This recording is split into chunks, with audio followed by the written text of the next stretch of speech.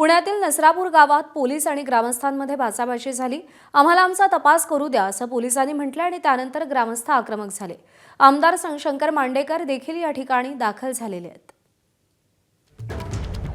शिवानी पांढरे आपली प्रतिनिधी आपल्याला अधिक अपडेट देईल। शिवानी, जेव्हापासून ही घटना उघडकीस आली आहे, ग्रामस्थ आक्रमक झालेत, काय भूमिका आहे ग्रामस्थांची आणि पोलिसांची?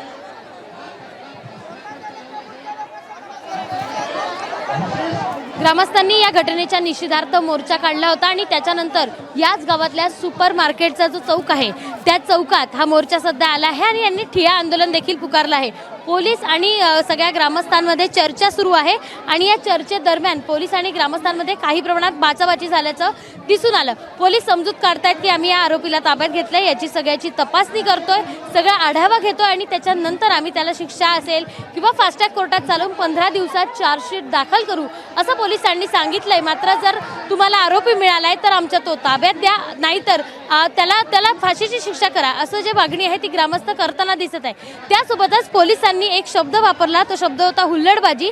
तुम्ही इथे हुल्लडबाजी करू नका, आम्हाला आमचा तपास करू द्या असं जेव्हा पोलिसांनी हा शब्द वापरल्यानंतर ग्रामस्थ पुन्हा एकदा जास्त आक्रमक झाल्याचं पाहायला मिळालं आणि त्यांनी थेट तुम्ही तुमचं काम करा, अदरवाईज आम्हाला हे सगळं पुन्हा एकदा चक्काजाम करायला भाग पाडू नका असं जेव्हा ग्रामस्थांनी सांगितलं तेव्हा पुन्हा एकदा ही चर्चा सुरू झाली आहे। आपण जर बघितलं तर स्थानिक आमदार शंकर मांडेकर आहे, ते देखील या ठिकाणी पोहोचलेले आपल्याला बघायला मिळते आणि त्यांच्याकडून देखील ग्रामस्थांना वेगवेगळी आश्वासनं दिली जात आहेत। आपण जर बघितलं तर त्या मुलीच्या ज्या निर्घृणपणे हत्या करण्यात आली, अशी हत्या महाराष्ट्रात कोणत्याही पद्धतीने होऊ नये यासाठी हे सगळे ग्रामस्थ फक्त नसरापूरसाठी नाही तर अख्ख्या मुलींसाठी हे सगळे ग्रामस्थ एकत्र आल्याचं पाहायला मिळत आहे आणि भर उन्हात हे सगळे ग्रामस्थ या चौकात येऊन थांबलेले आहेत आणि प्रत्येकाची एकच मागणी आहे की इथल्या सगळ्या जो नराधम आहे त्याला आमच्या ताब्यात द्या, त्याला आहे त्या ठिकाणी म्हणजे ज्या गोठ्यात त्यानं हे निर्घृण कृत्य केलं त्या गोठ्यात त्याला फाशीची शिक्षा द्या, आमच्या हवाले करे, आम्हाला जे काही करायचं ते आम्ही त्याला फाशीची शिक्षा द्यावी या मागणीसाठी ग्रामस्थ आक्रमक झालेले आहेत।